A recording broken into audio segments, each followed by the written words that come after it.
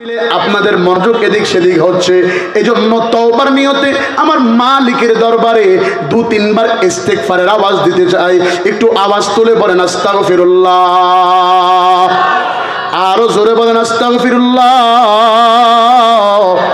আরো আওয়াজ তুলে বলেন আস্তাগফিরুল্লাহ। সবাই বলে নাই সবার জবান থেকে ইস্তেগফারের আওয়াজ আসবে না, কারণ অনেকের জবান তো বিড়ি খায় নষ্ট হয়ে গেছে, গাঞ্জা খায় নষ্ট হয়ে গেছে, সিগারেট টানিয়ে নষ্ট হয়ে গেছে, অন্যের সাথে গালমন্দ বাবারে গালি দিয়া এই জবান নষ্ট হয়ে গেছে। এজন্য জবান দিয়া ইস্তেগফারের আওয়াজও আসে না। একটু জবান খুলে পড়েন আস্তাগফিরুল্লাহ, আর জোরে পড়তে হবে আস্তাগফিরুল্লাহ। দুনিয়ার কোনো দিকে খেয়াল করবেন না। ও মহিলা প্যান্ডেলের মা বলেন আমার, আব্দুল উজ্জার বাবা অল্প বয়সে পৃথিবী থেকে বিদায় নিয়ে চলে গেছে। আব্দুল উজ্জার কেউ নাই, মায়ের সাথে আব্দুল উজ্জা বসবাস করে। একদিনের ঘটনা, টানাটানির সংসার চালাইতে পারে না। আব্দুল উজ্জার মা চিন্তায় পড়ে গেল। আব্দুল উজ্জার বাবা আমারে বলেছে তাকে সুশিক্ষায় শিক্ষিত করার জন্য, কিন্তু আর্থিক অবস্থা দুর্বল হওয়ার কারণে আমি মনে হয় আব্দুল উজ্জারে সুশিক্ষায় শিক্ষিত করতে পারবো না। এ মুসলমান, দুনিয়ার কোনো দিকে খেয়াল করবা না, দেখো একটু মনোযোগ লাগায় দাও। সোহবত কারে কয়, সম্পর্ক কারে কয়? সম্পর্ক লাগাইতে পারলে জীবনের মোড় ঘুরে যাবে। আজকে টাকাওয়ালা, টাকা ছাড়া যারা তারা টাকাওয়ালার সাথে সম্পর্ক লাগায়, ক্ষমতা ছাড়া যারা তারা ক্ষমতাওয়ালার সাথে সম্পর্ক লাগায়। জোরে বলেন আছে না নাই? মেম্বারের সম্পর্ক চেয়ারম্যানের সাথে, এমপির সম্পর্ক মন্ত্রীর সাথে। ওলামায়ে কেরামদেরকে দেখলেন না চিৎকায় কথা বলে, আলেমদের সাথে সম্পর্ক লাগাইতে চায় না। জোরে বলেন আছে না নাই? আব্দুল উজ্জার মা টেনশনে পড়ে গেল, চিন্তা করে অভাবের সংসার কিভাবে কি করবে, টেনশনে পড়ে গেছে। বন্ধুত্ব তো আল্লাহর সাথে, আল্লাহওয়ালার সাথে করা লাগবে। আব্দুল উজ্জার আম্মা একদিন বিকাল বেলা কান্নাকাটি করতেছে। রাস্তা দিয়া তার আপন আব্দুল উজ্জার চাচার বাড়ি থেকে একটা কর্মচারী রাস্তা দিয়া হাঁটতেছে। কিতাবের লেখক লেখে, কর্মচারীকে আব্দুল উজ্জার মা ডাক দিয়া বলে, ও ভাইজান, তুমি তো আমার আব্দুল উজ্জার চাচার বাড়িতে চাকরি করো? বলে হ্যাঁ। কই, তুমি যদি আব্দুল উজ্জার চাচারে যায় বলতা আমার একটা কর্মস্থানের ব্যবস্থা করে দিত, তাহলে আমার সন্তানকে নিয়ে আমি একটু সুখে শান্তিতে থাকতে পারতাম। বলে ভাবি সাহেবা, যেহেতু আপনি বলেছেন, আমি আপনাকে অবশ্যই আগামীকালকে এই সময় এই জায়গাতে আপনি থাকবেন, আমি আপনার সংবাদ পৌঁছায়া দিব। আব্দুল উজ্জার চাচার বাড়ির কর্মচারী পরের দিন তার চাচার সাথে পরামর্শ করে। চাচা লম্বা কথা সংক্ষেপে চাচা ডাক দিয়া বলে, ভাতিজা এবং আমার ভাবি সাহেবাকে পরের দিন সকালবেলা গাড়ি বস্তা বাঁধে আমার বাসায় আসতে বলবা। কর্মচারী রাস্তা দিয়া যায়, মহিলার সাথে সাক্ষাৎ, ডাক দিয়া বলে, ভাই, আব্দুল উজ্জার চাচা কিছু উত্তর দিয়েছে নাকি বলো? বলে হ্যাঁ, বলেছে আপনাকে গাড়ি বস্তা গোছায়া যাওয়ার জন্য। হাতে আসমান লাগার পাইছে। আব্দুল উজ্জার আম্মা গাড়ি বস্তাকে প্যাকেট করিয়া চাচার বাড়ির দিকে রওনা হয়ে গেছে। এই মুসলমান, দুনিয়ার কোনো দিকে খেয়াল করবা না। চাচার বাড়িতে যাওয়ার পরে যেহেতু অপরিচিত মহিলা আগে ভাগে চাচার বাড়িতে গেছে, এর আগে কখনো যায় নাই, খাবার খাওয়ার আগে বাড়ির যাবতীয় কাজগুলো আগে আগে আঞ্জাম দেওয়ার চেষ্টা করে। 1 মাস 2 মাস কয়েক মাস অতিক্রম হয়ে যাওয়ার পরে, লম্বা কথা সংক্ষেপে, আব্দুল উজ্জার চাচা ডাক দিয়ে বলে, ভাবি, আমার বাড়িতে থাকবেন, আমার বাড়িতে খানা খাইবা। আমার বাড়িতে থাকার একটা কোয়ালিটি আছে, আমার বাড়িতে থাকার একটা রুলস আছে, নিয়ম আছে। বলে কি রুলস, কি নিয়ম?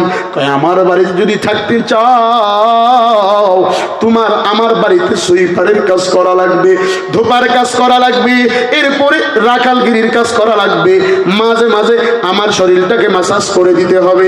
ও মহিলা প্যান্ডেলের মা বোনেরা, ও আমার যুবক ভাইরা, ও মাদ্রাসার তলবে এলেম ভাইরা, ও মাদ্রাসার হাবেজ সাহেবরা, আমি অহংকার বা ফকর গৌরব নিয়ে এখানে বসি নাই। খোদার কসম খায়া বলি, শুধুমাত্র সামাজিক মেনটেনের জন্য এগুলো গাই দিয়েছি। আমি আপনাদের মতো একজন ভাই, আপনাদের পায়ের জুতার যোগ্যতাও আমার নাই। অহংকার বা ফকর নিয়ে বসি নাই। দুনিয়ার কোনো দিকে খেয়াল করবা না। তোমরা তোমরা যারা নিচে বসছো, আমিও তো কোনো না কোনো একদিন তোমাদের মতো ছাত্র ছিলাম, নিচে বসে বয়ান শুনছি, আর মনে মনে যে যা কথা বলছে তা নোট করছি, অন্তরেও লেখছি, কলম খাতাও লেখছি। অহংকার বা ফকর নয়, দুনিয়ার কোনো দিকে খেয়াল করবা না, একটু মনোযোগ লাগায়া দাও। দেখো তোমার ভাই কি বলতে চায়। আব্দুল উজ্জার চাচার বাড়িতে তার আম্মাজান কাজ করে, বছর কেটে যায়। একদিনের ঘটনা, আব্দুল উজ্জার মার সামনে তার চাচা ডাক দিয়া বলে, ভাবি সাহেবা আপনি থাকবেন, আপনি আমার বাড়িতে খানা খাবেন। যদি আব্দুল উজ্জা আমার বাড়িতে থাকতে চায়, যদি আব্দুল উজ্জা আমার বাড়িতে থাকতে চায়, তারও কোনো না কোনো একটা কাজ করা লাগবে, তারও আমার বাড়িতে কাজে নিযুক্ত করা লাগবে। কাজ করে তারপরে তার পেটের খোরাক আমার বাড়ি থেকে খাইতে হবে। আব্দুল উজ্জার মা রাত্রিবেলা সন্তানকে ডাক দিয়া বলি, বাবা ছেড়ে দে, সব ছেড়ে দে, সকালবেলা চাচার ঘরে যাবি। চাচা বলেছে তোর বাড়িতে থাকা লাগবে, কাজ করা লাগবে। বলে তাই নাকি? বলে হ্যাঁ। কই চাচা না বলেছিল বাবা নাই তো কি হয়েছে, আমার লেখাপড়ার দেখভাল করবি? বলে না না বাবা করবে না, তুই সকালবেলা তার কাছে যায় তুই পরামর্শ করবি। সকাল সকাল ঘুম থেকে উঠে চাচার বাড়িতে চলে গেল। চাচার বাড়িতে যাইয়া ডাক দিয়ে বলে, চাচা আপনি নাকি আম্মা জানকে বলছেন আপনার বাড়িতে থাকতে গেলে কাজ করা লাগবে? বলে হ্যাঁ। বলে কেন?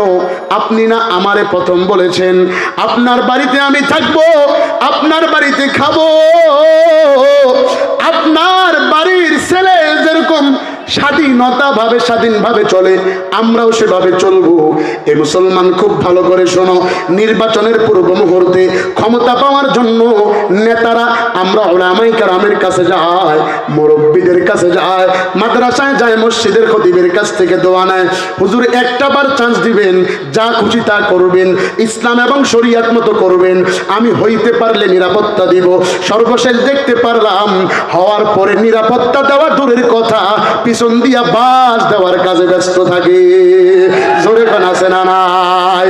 আমার কৃষক ভাই, শ্রমিক ভাই, একটা কথা বইলা যায়, জেনে রেখো ইসলাম ছাড়া শান্তি কোথাও নাই। আরো জোরে কর, আরো জোরে কর। আমার কৃষক ভাই, শ্রমিক ভাই, একটা কথা বইলা যায়, জেনে রেখো ইসলাম ছাড়া শান্তি কোথাও নাই। ওরে সুখের মালিক আল্লাহ তাআলা, নেতা নেত্রী নয়। এটা পকেটে নিয়ে কালকে সকালে বাইট করেন, জোরে কোন ঠিক না বেঠিক?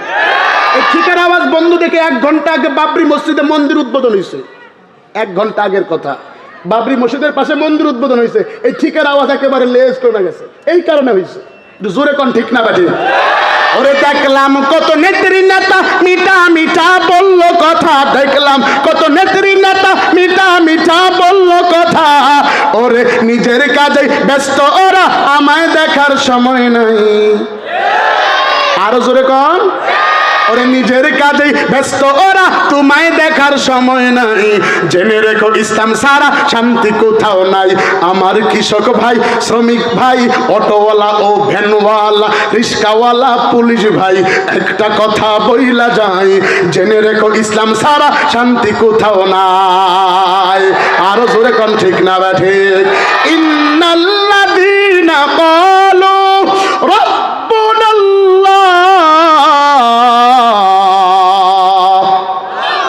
আরো জোরে বলতে হবে আল্লাহু আকবার। ইসলাম ছাড়া শান্তি আছে? আরো জোরে কোন আছে? ও মুসলমান খুব মনোযোগ। ও চাচা তুমি না বলেছিলা তোমার বাড়িতে থাকবো, তুমি আমার নিজের ছেলের মতো স্বাধীনতা দিবা। ওরে নেতা তুই না বলেছিলি আমারে পাস করাইবা? হুজুর তুমি তোমার মতো বক্তব্য দিবা। আজকে দেখি বক্তব্যের আগে লাগাম দিয়া দেয়। আজকে দেখি বললে সিটি চলে আসে, এটা হবে না, ওটা হবে না, এটা ওটার দিকে দেখার টাইম নাই। ইসলাম কোরআন হাদিসে যা আছে উলামায়ে কেরাম তাই বলবে, তুমি নেতারে গনার টাইম নাই। আরো জোরে কোন ঠিক না বেঠে? আওয়াজ তুলে বলতে হবে ঠিক না বেঠে? বন্ধুত্ব করেছে আল্লাহ ওয়ালার সাথে, সম্পর্ক লাগাইছি আল্লাহ ওয়ালার সাথে। ও মুসলমান শুনো। মুসলমান নিজে দাবি করি ইসলামের পক্ষে স্লোগান মাহফিলে দেই, বাহিরে দেই না, ঠিক না? হুজুর আপনি কি কইবেন কোন? আমি কমু হ। তুমি কি কইবা কম? আমি কমু হ। মানে আপনি কি কোন কোন কেন হ কমু? ইন্তজামুগার আপনার দেহের টাইম আছে? টাইম নেই।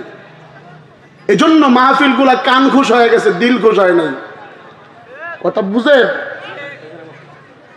গভীর মনোযোগ। চলবে কি চলবে না? বলবো কি বলবো না? ইস্তেগফারের আওয়াজ দেন, আস্তাগফিরুল্লাহ। আরো জোরে বলতে হবে আস্তাগফিরুল্লাহ। আব্দুল উজ্জা ডাক দিয়া বলে, চাচা কথা ছিল আমারে তোমার ছেলের মতো স্বাধীনতা দিবা। ও মুসলমান কোনো দিকে খেয়াল করবেন না। আব্দুল উজ্জার চাচা ডেকে বলে, না না, আমার এই বাড়িতে থাকলে তোর একটা কাজ করা লাগবে। বলে কি কাজ? কয় রাখালগিরির কাজ। লম্বা কথা সংক্ষেপে, সকালবেলা আব্দুল উজ্জার হাতের ভিতরে গরুর রশি ধরা দিছে, হাতের ভিতরে আরেকটা পুটলা দিছে, পুটলার ভিতরে নবীজের পানি, আর হলো শুকনা খেজুরের হালুয়া, আর হলো জবেরাটার শুকনা রুটি। তিনটাকে প্যাকেট করিয়া আব্দুল উজ্জার হাতের ভিতরে দিয়া দিছে। ও মুসলমান যুবক বন্ধু, দুনিয়ার কোনো দিকে খেয়াল করবা না। আব্দুল উজ্জা রাস্তা দিয়া যায়, গরুগুলোকে নিয়ে মাঠে নিয়ে গেছে।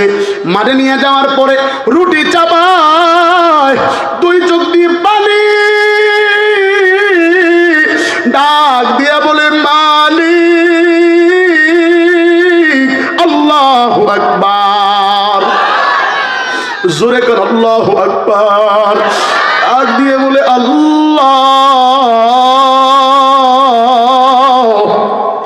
যদি আমার বাবা থাকতো আজকে চাচার কাছ থেকে গরুর শিক্ষা আমার শিখতে হইতো না, আমার যোগ্য শিক্ষায় শিক্ষিত করতো। অনেক লম্বা কথা সংক্ষেপে, আব্দুল উজ্জাও পাহাড়ের চূড়ায় গরুর রাখালগিরি করে, পাশাপাশি তাকায় দেখে আরেকজন আল্লাহর বান্দা, সেও গরুর রাখালগিরি করতেছে। আব্দুল উজ্জা এবার মায়া লাগায় তার চেহারার দিকে তাকায়। দ্বিপহরের সময়, দুপুর বেলা প্রতিদিন আব্দুল উজ্জা খাবার খায়, কিন্তু সে আল্লাহর বান্দা খাবার খায় না। আল্লাহর বান্দা দ্বিপহরের সময় মাটির ভিতরে হাত মারিয়া তায়াম্মুম করিয়া নামাজে দাঁড়ায়া যায়। আব্দুল উজ্জা টেনশনে পড়ে গেল, ব্যাপার কি রে, ব্যাপার কি? মা পেটের দায়ে চাচার বাড়িতে কুলিগিরির কাজ করে, আমি পেটের দায়ে চাচার বাড়িতে রাখালগিরির কাজ করি, আমার দুনিয়ার ভিতরে কেউ নাই। আব্বা থাকলে আজকে এভাবে রাখালগিরির কাজ করা লাগতো না। সে দেখি কিছু খায় না, নামাজে দাঁড়ায়া যায়, তার কাছে পরামর্শ নেওয়া দরকার। কি ব্যাপার, কি ব্যাপার? জলদি করে আব্দুল উজ্জা তার সামনে বসে গেল, যায় ডাক দিয়া বলে, ভাইজান মনে কিছু নিবেন না, রাগ করবেন না, আমি আপনার জাতি ভাই না, পরিচয় কেউ না, আমি আরেক জায়গা থেকে আপনার এখানে আসছি। আমি আপনার কাছে আসার পরে দেখলাম আজকে কয়েকদিন ধরে আপনার চেহারার দিকে আমি ফলো করি। দ্বিপহরের সময় আমার চাচা আমারে কিছু খাবার দেয়, এই খাবারগুলো আমি দুপুরবেলা খাই, কিন্তু আপনি খান না। আপনি দেখি দুপুরবেলা নামাজে দাঁড়ান না, কি করেন আপনি? জৈন, তুমি কোন ধর্মের মানুষ? তুমি কি করো? কোথায় তোমার বাড়ি? কি তোমার পরিচয়? জানবার চাই। আব্দুল উজ্জার কাছে থেকে যখন এই বক্তব্য শুনলো, সাহাবী যে রাখালগিরি করে সে একজন ছিল বিশ্বনবীর সাহাবী, সে মনে মনে কয়, খেলা খেলাইছে আমার মাওলা, তার কলবের ভিতরে হেদায়েতের মালা পরাবে কে? আরো জোরে কনকে। ও মুসলমান, খুব ভালো করে শোনো, সম্পর্ক কারে কয়? সহবত কারে কয়? আব্দুল উজ্জা এবার ডেকে বলে, ভাই বলে দাও, বলে দাও আমি কোথায় যাব, কিভাবে তোমার এই ধর্ম অবলম্বন করব? লম্বা কথা সংক্ষেপে ডাক দিয়ে কয়, এমনিতে সম্ভব নয়, যদি তুমি পারো পরের দিন গোসল করে সকালবেলা আগে ভাগে চলে আসবা। বলে ঠিক আছে। আব্দুল উজ্জা জলদি করে গরুগুলোকে গুছায়া নিয়ে গেল চাচার বাড়িতে। চাচার বাড়িতে যাওয়ার পরে গোসল করবে, রাত্রি অনেক রাত, গভীর রাত্রে ঘুম থেকে উঠে গেছে, শুধু টেনশন। ব্যাপার কি? এই পেটের জ্বালায় আমি চাচার বাড়িতে রাখালগিরির কাজ করি, আমার মা কুলিগিরির কাজ করে। ব্যাপার কি? দেখি সে কি এমন জাদু মন্ত্র জানে, তার কাছ থেকে আমার শেখা লাগবে। রাত্রিবেলা গোসল করিয়া আব্দুল উজ্জা বালিশের সাথে মাথা লাগায়, পাশের রুম থেকে আওয়াজ পায় ওই ইহুদি চাচা তাওরাত কিতাব খুলিয়া মুহাম্মদ মুহাম্মদ শব্দ পড়ে। জোরে কোন মারহাবা, আরো জোরে বলতে হবে মারহাবা। আব্দুল উজ্জা কয় ব্যাপার কি রে, মুহাম্মদ শব্দ আসে কোন জায়গা থেকে? হালকা করে কান লাগাইলো, কান লাগায় শুনে না না আমার কান তো খারাপ হয় নাই, আমি ভালো কথাই শুনতেছি, মুহাম্মদ মুহাম্মদ। এই আওয়াজ শোনার পরে আব্দুল উজ্জা এবার চাচার ঘর থেকে ফজরের নামাজের আগ মুহূর্তে গরুগুলোকে নিয়া, ওই দিন আর নাস্তা পানি হাতে নেয় নাই, গরু নিয়া মাঠে রওনা দিছে। মাঠে যাওয়ার পর তাকায়া দেখে ওই আল্লাহর বান্দাও হাজির হয়ে গেছে। এবার আল্লাহর বান্দার সামনে ডাক দিয়া কয় ভাই তুমি দেখি দুপুর বেলা কিছু খাও না, কারণ কি? সে দুই চোখের পানি ছেড়ে ডাক দিয়ে কয় ও ভাই আব্দুল উজ্জা শুনো, আমার এই দুনিয়ার ভিতরে সব ছিল রে, আজকে আমার কিছু নাই, আজকে আমার মা নাই, আমার বাবা নাই, আমি বড় এতিম। বলে আমার এলাকা থেকে বিতাড়িত করেছে, আমি এক ইহুদির বাড়িতে চাকরি করি, ইসলাম ধর্ম গ্রহণ করার কারণে ইহুদিও আমারে খাবার দিতে চায় না, আমি খাবার খাই না, যখনই ক্ষুধা লাগে মুহাম্মদ নাম অন্তরে মুখে জপতে থাকি, আমার মাওলা ক্ষুধা নিবারণ করে দেয়। জোরে কোন মারহাবা। আব্দুল উজ্জা ডেকে বলে তাই নাকি? বলে হ্যাঁ। কয় তুমি দেখি নামাজ পড়ো না, কি করো? বলে আমি নামাজ পড়ি, জোহরের নামাজ পড়ি। কয় তাহলে তুমি আমারে শিখা দাও, আমার হাত নিয়ে হাতে তুমি দিয়া দাও। বলে না না, এই পারমিশন আমার কাছে নাই, এই পারমিশন নিতে গেলে যাইতে হবে মুহাম্মাদুর রাসূলুল্লাহ। জোরে কোন সাল্লাল্লাহু, যাইতে হবে মুহাম্মদ নবীর কাছে। খুব মনোযোগ, দুনিয়ার কোনো দিকে খেয়াল নাই। মুহাম্মদ নবীর কাছে কিভাবে যাবে? এবার আব্দুল উজ্জাকে তিনটা ফর্মুলা দিয়ে দিছে। কয়টা? জোরে কোন কয়টা? এক নাম্বার ফর্মুলা, ও আব্দুল উজ্জা তুমি যখন মুহাম্মদ নবীর কাছে যাইবা তারে কিভাবে চিনবা? মুহাম্মদ নবীর কাছে যাওয়ার পরে মুহাম্মদ নবীরে জিজ্ঞাসা করবা ও নবী আমার আপনার নাম কি মুহাম্মদ? বলে হ্যাঁ। কয় তাহলে মুহাম্মদ নবীর দলিল দেন। মুহাম্মদ নবীর দলিল নিবা আর জিজ্ঞাসা করবা ও নবী আপনি মুহাম্মদ? বলে হ্যাঁ। কয় যেহেতু মেরাজের মাস চলতেছে, এই মেরাজের ভিতরে আল্লাহর নবী মেরাজে যাওয়ার পরে মুহাম্মদ নবীরে আমার আল্লাহ বলছিল মুহাম্মদ অর্ধেক আর আল্লাহ অর্ধেক, এই দলিল নিবা। নবীজির নাম মুহাম্মদ, এই দলিল নিবা। আর মুহাম্মদ নবী অর্ধেক আর আল্লাহ অর্ধেক, এই দলিল নিবা। এক নাম্বার। দুই নাম্বার যা জিজ্ঞাসা করবা আপনি যদি আল্লাহর নবী হয়ে থাকেন, আপনি আপনার আল্লাহর কাছ থেকে নাকি আপনার গায়ের ভিতরে 99টা নাম লেখা আছে, এই 99টা নাম দেখা দিতে হবে। ও মুসলমান, প্রত্যেকটা উম্মতের গায়ের ভিতরে আল্লাহ তাআলার 99টা নাম লেখা আছে। সময় যদি হয় লেখা দেখা দিয়া যাব। দুই নাম্বার, আল্লাহর 99টা নাম প্রত্যেক উম্মতের গায়ের ভিতরে লেখা আছে, মুহাম্মদ নবীর গায়ের ভিতরেও লেখা আছে। তিন নাম্বার, ও আব্দুল উজ্জা তুমি যাইবা জিজ্ঞাসা করবা পয়গম্বর আপনার আব্বার নাম কি, আপনার দাদার নাম কি? শুনবা সে যদি বলে মুহাম্মদ বিন আব্দুল্লাহ বিন আব্দুল মুত্তালিব বিন হাশিম বিন মানাফ বিন কুসাই বিন কিলাব বিন মুররা বিন কাব বিন লুহাই বিন গালিব বিন ফিহর বিন মালিক বিন নাদর বিন কানানা বিন মুদরিকা বিন ইলিয়াস বিন মাআদ বিন মুত্তাফাকুন বিন আদম। জোরে কোন আল্লাহু আকবার।